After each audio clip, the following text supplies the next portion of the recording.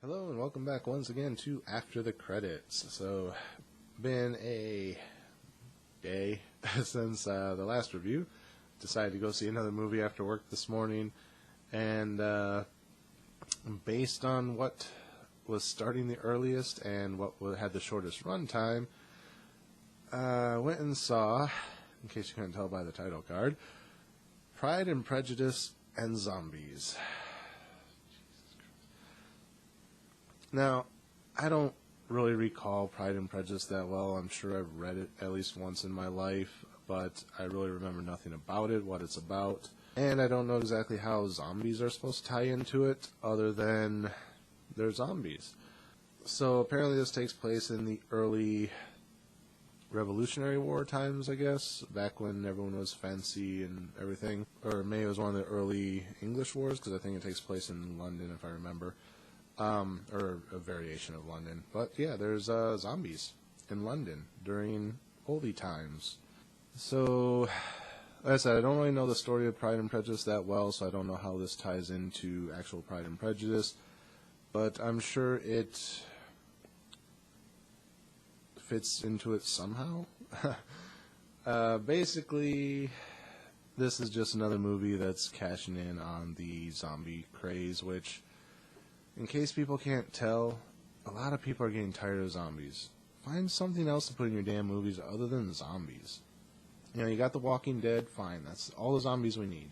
I don't even watch that because I'm so tired of zombies.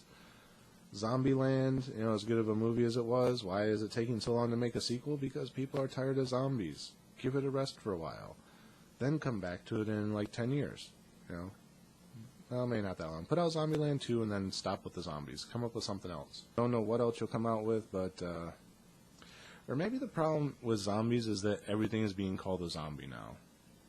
Like, in Resident Evil, they were originally, like, plague victims, like, a virus broke out, and they were basically mutations, which mimicked zombies, I guess. So that's why they got called zombies, but, yeah, I don't know. But yeah, I'm kind of tired of zombies. So this didn't really draw me in for the zombie aspect. I was kind of curious to see how they were going to put zombies into a period piece like that, but it's basically just kind of shoehorned in. Like, okay, here's this revolutionary story, or a story that takes place during early English times during a war. Oh yeah, by the way, here's some zombies. Yeah. Anyway, premise of the movie is there's zombies. Now, so we're in olden times in London. There was a zombie uprising, so they sectioned off the city and kind of built a wall around it.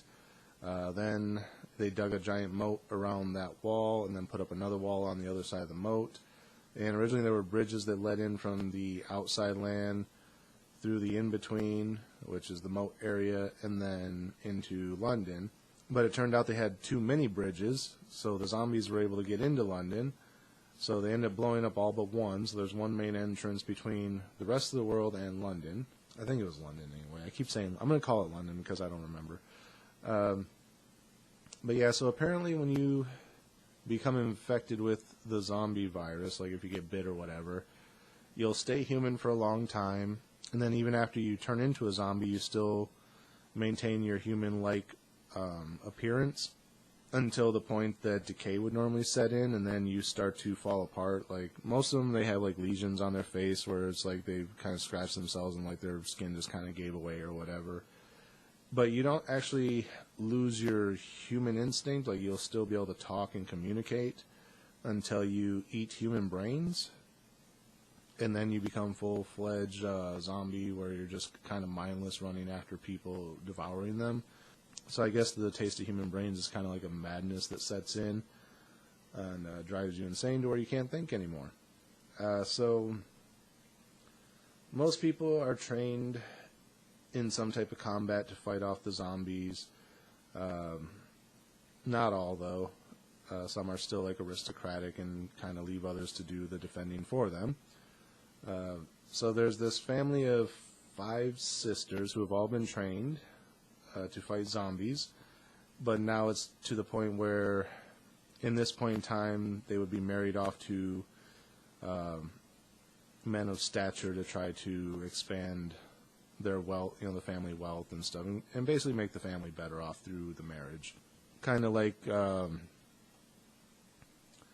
don't really want to say Romeo and Juliet times, because it's like further on along in the timeline than when they took place, but it's still that, as that mentality was kind of starting to die out. So each of the daughters is trying to be married off to this guy. He chooses one that he kind of likes. She likes him back. Then there's another guy who's has affection for her as well, but she's already promised to the other guy, so he kind of turns to the second most attractive sister, who's the main character, the warrior woman. She has no interest in him, but then she takes interest in this other guy who's just a pompous jackass, but at the same time she kind of sees his warrior instinct and kind of falls for that. And at first he kind of thinks she's not really attractive, but then he sees how much of a warrior she is, so he kind of takes an infatuation with her based on her warrior fighting skills. And then she meets another guy who she just kind of likes because she thinks he's attractive, and he actually kind of thinks she's attractive and likes her back. Turns out the two guys know each other and they don't like each other. So then there's that whole thing about her having to choose between them, and since the one guy's kind of a pompous asshole, she of course chooses the nicer guy, who later on turns out to be the bad guy. So they basically, there's all this back and forth between, like, the nicer guys, like, zombies aren't so bad as long as they don't feed. They kind of retain their humanity. So maybe we could set up, like, if there's a group of them or something, maybe we can set up some type of a kind of like a UN type of thing, a United Nations type of thing, where we each have representatives and we can kind of communicate and find some form of peace through whether it be a treaty or just like, you guys stay over here, we stay over there, type, some type of work something out. And the warrior girl kind of sees it, and she's like, well, maybe. But then the other guy, who's the pompous asshole, he's like, no, we can't give them even an inch, we have to destroy them all. And she's like, well, why are you so hateful towards it? You're just, you let your pride and your prejudice get the better of you, which I'm sure played into the original Pride and Prejudice. Then he kind of goes off to war against the zombies, and he leaves the girl a note kind of explaining, I know I may come off as a pompous asshole, but I have my reasons. This is why I don't like this other guy, because he did this and this and this. And she kind of realizes the error of her ways and misjudging him. Yeah, he has a rough personality, but she never bothered to find out why and get reasoning behind it. She just kind of judged him, so it was her own pride and prejudice that got the better of her in a way. So then she realizes the nice guy isn't so nice after all, and she has to go rescue the other guy from everything that's going on. Or no, actually one of them kidnapped her youngest sister, who made no sense because all these women are trained to be fighters. They all kick ass at repeated points in the movie, but then this youngest girl is taken prisoner and, like, puts up no fight? Really? I mean, you would figure, I could kind of understand, like, this one girl's supposed to be kind of the leader of the sisters, and the others kind of follow her lead. But at the same time, you're trained. You could kick this guy's ass if he tried to take you. So why is she so easily kidnapped and has to be rescued? Makes no real sense, but she goes to rescue her sister and has a she meets up with the other guy who's off at the front line at war. She kind of has a confrontation with him. She goes off to rescue her sister, meets up with the nice guy, and has a confrontation with him. The two guys end up coming together and fighting each other while she takes back off with her sister.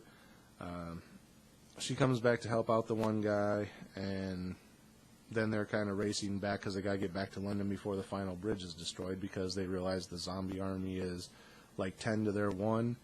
And even at one point he kind of makes the comment that it takes 9 months to birth a child, 16 years to raise them to where they can be a soldier, years to train them as a soldier, and it only takes like a minute and a bite to make a new zombie, so the zombie army kind of outnumbers them 10 to 1. So they're kind of like, well, let's just, we'll destroy the final bridge. We'll never leave the city again. Let the zombies stay outside. Whatever ones are inside the city we'll deal with as they arise until it's just us humans again, and then we'll kind of just live here in the city. So they're trying to race back before the final bridge gets destroyed. They almost make it, but the bridge blows up, and then it kind of goes off into the sad ending, but then it twists into the happy ending. I'm not going to tell you all of it. If you've read Pride and Prejudice, you probably know. Unless they changed it for the Hollywood aspect, which they could have, because sometimes those older tales are kind of dark and the people actually die and stay dead. So then it cuts forward to the first guy and the first sister getting married, and then they're kind of walking out on their wedding day, and they look up and see a horde of zombies charging towards their wedding ceremony, and they just kind of have this look of like, oh shit, everything's about to break loose. And then it goes to credits. So, yeah, awesome. By the way, I think I just spoiled the ending for everybody, so spoilers. So, yeah, that's it for Pride and Prejudice and Zombies. As far as a star rating on this one, it wasn't all bad. I think I might have enjoyed it a little bit better if I knew the story of Pride and Prejudice by itself before you incorporated the zombies. I think I could have got more into it.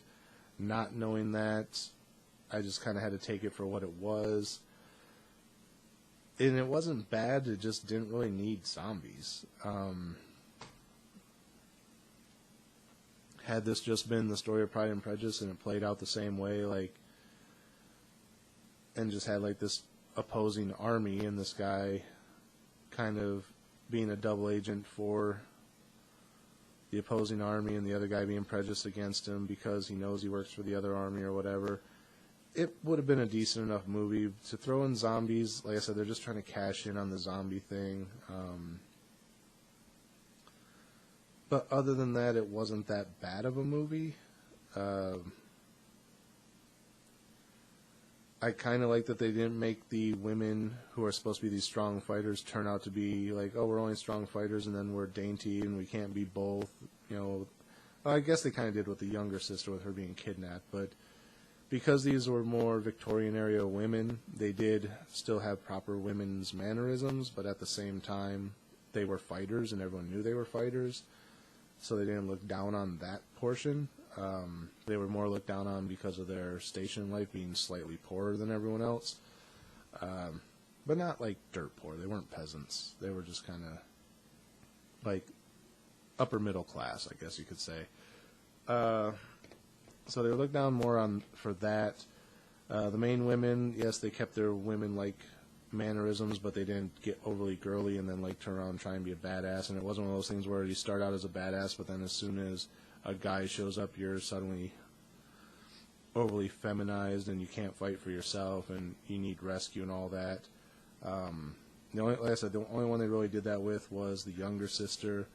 The first sister who was chosen by the other guy, she was still a girl, but she still kept her warrior ways. The other girl, the second choice one, the leader of the group, she was just straight out warrior woman. She still kept her womanly ways, but she never turned away from being a warrior.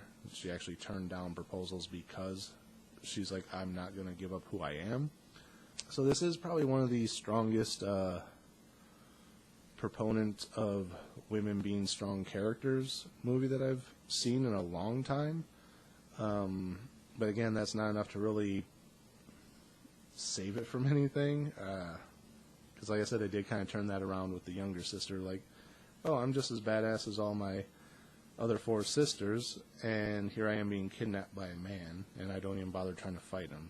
So it kind of loses something for that one, but like I said, that one isn't enough. It loses a little bit for cramming zombies down our throat when we didn't really need zombies, but they needed something to draw you in, because who's just going to go watch Pride and Prejudice remake, because it's not like we went and watched 900 remakes of Romeo and Juliet or Hamlet or any of those type of things. So why would we go see another remake of Pride and Prejudice? So yeah, let's cram zombies in to kind of sell that. So anyway, as far as a star rating, where am I at on this? I'm going to say it's a